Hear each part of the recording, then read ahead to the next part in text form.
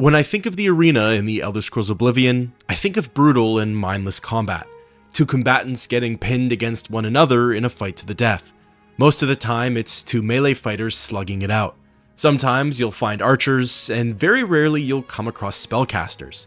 Even so, ranged fighting ends up turning into close quarter combat. As soon as those gates get lowered, your opponent will just run straight into you. Moreover, I never would have imagined successfully using the sneak skill in this pit of death. The yellow team combatant always makes a beeline for the hero of Kvatch, and there's never really an element of surprise. With that being said then, maybe you can understand my astonishment at this next clip. The other day, I saw a post about someone successfully doing stealth archery in the arena in the remake. Since the remaster made a lot of the combat functions easier, I assumed that it was just something unique to the 2025 re-release and wrote it off. However, after going into the original and testing it for myself, I can say that not only is it possible to do, it's also incredibly overpowered. In today's video, I wanted to see just how efficient the sneak skill is when it comes to completing the arena in Oblivion. By the way, even though no one asked for this video, let me know your ideas for future test builds or challenge runs down in the comments. To start things off and to see how it's done, I brought out my Wood Elf stealth archer, Bringle. Bringle was the character I used in my Mages Guild stealth archer run, so he's got some experience crouching and firing off a bow.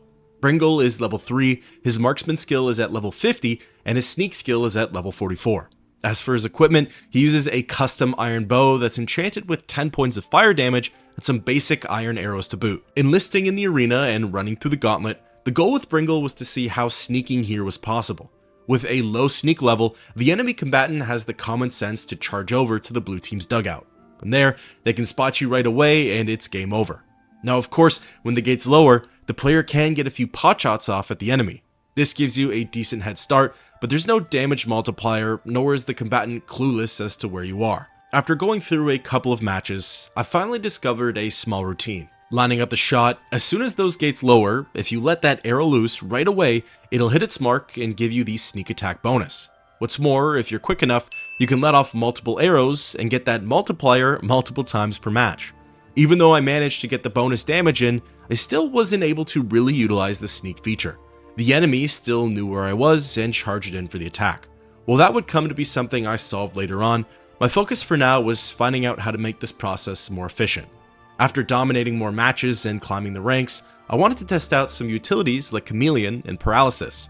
For the former, I honestly didn't notice much of a difference in the fights. I would cast the spell and turn invisible, but my opponent was still able to locate my character and take away any element of surprise. For the latter, while I didn't notice any differences with Bringle, I did see a huge benefit from it on my preceding character. I thought maybe I could paralyze my opponent and set up elsewhere for the stealth takedown. In some capacity, this was possible, just not with Bringle's current gear and skills. Before moving on, I want to point out that unfortunately, I couldn't get melee sneak attacks to work here. I tried with both Bringle and my next character. I used high level sneak, chameleon, and paralyze, and unfortunately it still didn't work. While I won't say for certain that stealth melee attacks in the arena are impossible, I couldn't successfully get any off myself. Feeling good and ready, it was time to finally play God, or rather, just create a new character. I stuck with a Wood Elf and kept the Thief Birth sign. For Legolas's class, I made a custom one, but really the only important skills are Marksman and Sneak. After leaving the sewers, I acquired a bow and some arrows from the bandits at Vilverin. From here, I had a bit of a checklist going. Things I wanted Legolas to have before enlisting in the arena. Potential Elder Scrolls trigger warning, I'm about to use exploits. This is not a challenge run, it's for the sake of Oblivion science, so pretty much anything goes. First things first, I needed to max out my sneak. This is one of the easier skills to abuse. It's a very passive technique and requires very little effort from the player. Entering any old establishment will do the trick, and from there, you just continuously sneak in a corner while the proprietor awkwardly pretends not to notice you. So long as that eye remains dim, the sneak skill will slowly increase. Back in the day, us console geezers had to put a rubber band around the controller and walk away for a couple of hours. Nowadays, the new gen of console users, well, they pretty much have to do the same thing. With a maxed out sneak skill, I can hide just about anywhere, bows do 3 times more damage while undetected, and my attacks now ignore the enemy's armor rating. By the way, I am intentionally ignoring the elephant in the room, which is console commands. I wanted to demonstrate the ways in which exploiting these skills would be possible. But of course, if you're on PC and want to just try it out for yourself, save yourself the time and player.adv those skills. Next up, I needed an infinite arrow source and wanted to raise my marksman skill. Acquiring some loot, I sold it off for some coin and bought some scrolls. Using the famous duplication glitch, I was able to secure a boatload of arrows and could essentially buy just about anything I wanted. With ammunition no longer an issue, it was on to Cyrodiil's Dairy Factory, aka the place with the most cheese, aka Periite Shrine. I've done a video on it before, but for those who don't know, the frozen NPCs at Periite Shrine can be beaten, battered, pierced, and pulverized without any penalty. This makes them great training dummies for combat-based skills like hand-to-hand, destruction, blade, and of course, marksman. I'm not gonna lie though, the marksman skill is a bit of a pain to level here. Arrows are finite, and the player will always need to press and release the attack button, making it a very difficult task to do passively. You'll have to churn out those arrows often, and bow condition is also something to consider. However, before I mentioned that with the duplication glitch, I could just about buy anything. Well, that also applies to skill training. While it's not a be-all end-all solution, it can help majorly for fast-tracking 5 points per player's personal skill level. By the end of it all, Legolas's marksman skill was at level 70. The next thing on this list is acquiring a decent bow. Legolas is level 1, and I intend to keep her that way. The lower the player's level, the easier the combat is overall. However, there are some matches in the arena that will feel harder because of this, i.e. all of the triple matches and of course the Great Prince. With all of that being said though, it's hard to find an overpowered weapon right off the bat. More specifically, a bow. Everything in the wild is either iron or steel. That is, except for the Frostworm bow. By hunting down the Udafric matron at Dive Rock, the player can get early access to an elven bow. This enchanted weapon not only deals a fair bit of base damage, it also deals 15 points of frost damage. While this may hinder my performance against Nords, it should do the trick against all other races, and it'll be really effective against High Elves. Plus, if you combine that with the damage multiplier, it should make for the perfect storm. The final item on this list is acquiring some paralysis potions. While I don't have the full picture of their effectiveness quite yet, I knew that I wasn't quite done researching them.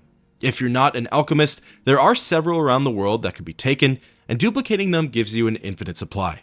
With everything checked off the to-do list, it was time to step foot into the arena.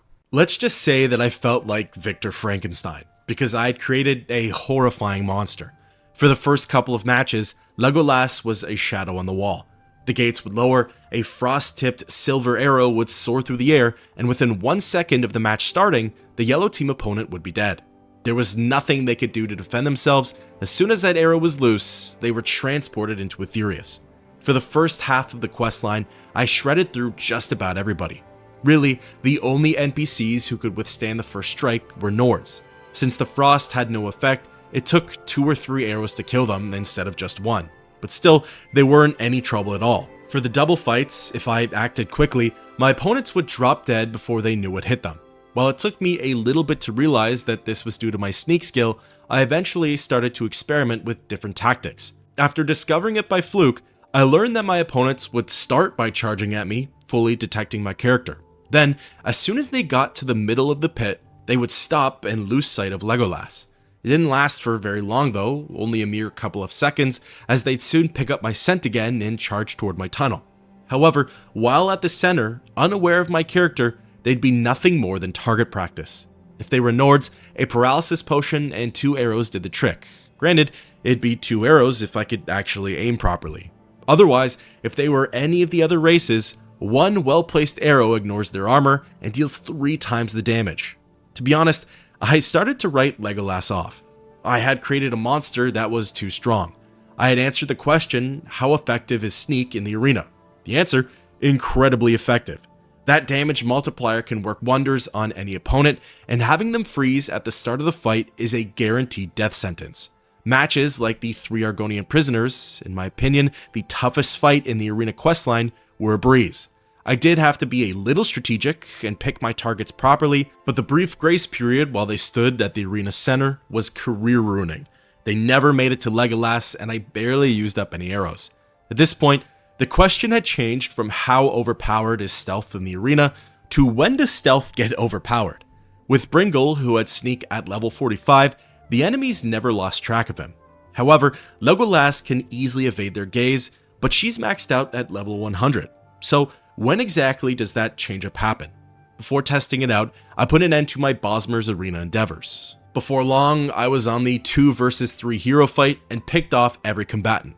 Credit where it's due though, Porkchop was a huge help.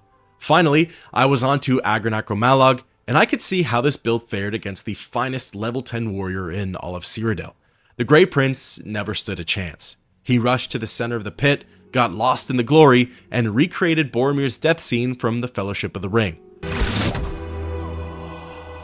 22 matches and not a single one of the combatants were able to press a stealth archer. Like I said before though, a level 1 character with level 70 marksman and level 100 sneak might not be the most realistic. So let's switch things up a bit. Going back to Bringle, I gave him the exact same loadout that Legolas had. The Frostworm bow, silver arrows, and paralysis potions. Even with the new gear, this sort of just mimicked my first run with him. I could get cheap shots off of my opponent, but they'd close the distance and it would be close quarter combat. So I started to slowly increase my sneak skill. This was in order to see at which point my character would become undetected. I tried sneak at 50 and then sneak at 60, but it still wasn't enough. However, this was when I started to use my paralysis potions, and honestly, who needs invisibility when you can simply incapacitate your opponent? For Legolas, I never felt like I needed to use the poisons, as enemies would stop in their tracks on their own accord. For Bringle though, a character that doesn't share the same luxury, these additions made up for the lack of stealth. Yellow team combatants would get stuck with one poison-tipped arrow, fall to the floor, and from there act like sitting ducks. While this method required a little more accuracy, it worked wonders. Also, at this point in my playthrough, I came to the realization that you don't need both the marksman and sneak skills buffed through the roof. It really just depends on which tactic you want to go for. If you pick your poison, so to speak, marksman matters more than sneak. The aim is to bring down your opponent as quickly as possible, so overall damage matters more. With that being said, the ×3 damage multiplier with level 50 sneak is still important here. You just don't need to boost it any more beyond that. On the other hand, if sneak's the name, stealth is the game, you can afford to take a little more time in your takedowns. The enemy stands in the center, frazzled, and so long as you keep nailing them with arrows, they won't get smart and charge ahead to your dugout. To wrap things up here, the magic number that I came across for a proper stealth-based approach is level 70 in sneak. As soon as I hit level 70, the enemies started to freeze in the middle of the pit again. From there, I could let loose a flurry of arrows and continue to recreate Boromir's death scene. So here are some closing remarks. Sneak can be incredibly overpowered in Oblivion's arena. While I can't say anything definitive for melee builds, stealth archers can thrive in the pit. With a quick enough draw, the right gear, and /or high enough skills, it'll take longer for Wes Johnson to finish his introductory than it will for you to close out the fight. While level 100 sneak and level 70 marksman are more than enough for the job, level 50 marksman and level 70 sneak work just fine. Furthermore, a high sneak level isn't even necessary, as paralysis potions can stall your opponent and allow for multiple sneak attacks over and over again. I'd love to hear your thoughts on stealth in the arena, as well as other builds to try in the arena down below. Until next time, keep on adventuring.